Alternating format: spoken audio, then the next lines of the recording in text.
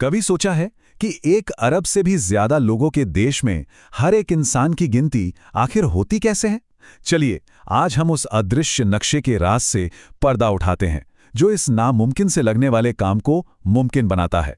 ये सवाल सुनने में जितना आसान लगता है, इसका जवाब उतना ही मुश्किल है। सोचिए जरा, इतने बड़े देश के हर शहर, हर गांव, हर गली, हर घर तक पहुंचना, ये एक बहुत बड़ी चुनौती है ना? पर इसका हल एक बहुत ही सीधे साधे लेकिन कमाल के आइडिया में छिपा है। जी हाँ, इसका जवाब है हाउस लिस्टिंग ब्लॉक्स। इसे हम शॉर्ट में HLBs कहते हैं, और यही वो चीज़ है जो पूरी जनगणना की कहानी का असली हीरो है। तो ये HLB होता क्या है?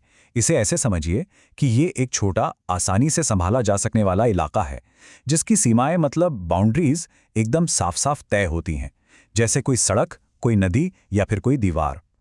ये वो सबसे छोटी और सबसे पहली ईंट है जिस पर जनगणना की पूरी इमारत खड़ी होती है। चलिए अब थोड़ा और गहराई में जाते हैं और समझते हैं कि इन ब्लॉक्स को एकदम सही बनाना इतना जरूरी क्यों है।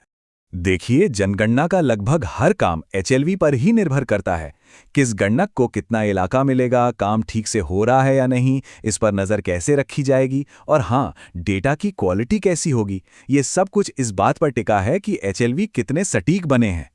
और सबसे बड़ा मकसद तो यही है कि हर घर को गिना जाए और सिर्फ एक ही बार गिना जाए। HLB का पूरा डिज़ाइन ही ऐसा होता है कि कोई भी इलाका छूटने ना पाए और ना ही किसी की 2 बार गिनती हो जाए। ये बात बहुत गंभीर है। इसका मतलब ये है कि अगर HLB बनाने में जरा सी भी चूक हो गई, तो उस गलती का असर जनगणना के आखिरी नतीजों पर पड़ेगा। और सबसे बुरी बात यह है कि बाद में इस गलती को सुधारना लगभग नामुमकिन हो जाता है। तो ठीक है, अब सवाल ये उठता है कि ये इतने जरूरी नक्शे आखिर बनाए कैसे जाते हैं। आइए इसकी पूरी प्रक्रिया को देखते हैं। हर एक HLB को बनाते समय कुछ सुनहरे नियमों का पालन करना होता है, जैसे उसकी सीमाएं एकदम साफ होनी चाहिए, पूरा इलाका आपस में जुड़ा होना चाहिए, और सबसे बड़ा और ज़रूरी नियम, एक HLB कभी भी किसी प्रशासनिक सीमा को, जैसे किसी गांव, वार्ड या जिले की सीमा को पार नहीं कर सकता। मतलब एक पूरा गांव एक HLB हो सकता है, लेकिन एक HLB कभी भी 2 गांव में नहीं बढ़ सकता। यहां तक कि अगर किसी गांव में कोई नहीं रहता, आबादी 0 है, तब भी उसे एक अलग HLB बनाना ही पड़ता है, ताकि कोई जगह रिकॉर्ड से बाहर ना रह जाए। जरा इस पर नजर डालिए। जमीन पर असल में ये कुछ ऐसा दिखता है। ये एक गणक के लिए बनाया गया हाथ का नक्शा है, एक बिल्कुल साफ तय किया हुआ इलाका। ध्यान दीजिए कि इसकी बाउंड्रीज कितनी क्लियर हैं, ताकि कोई कंफ्यूजन हो ही ना सके। अब देखिए, नियम तो वही रहते हैं, लेकिन गांव और शहर की चुनौतियां थोड़ी अलग होती हैं। गांव में अगर आबादी 900 लोगों से कम है, तो अक्सर पूरे गांव को ही एक HLB बना दिया जाता है। वहीं शहरों में झुग्गी झोपड़ियों और बड़ी-बड़ी बिल्डिंग्स पर खास ध्यान देना पड़ता है।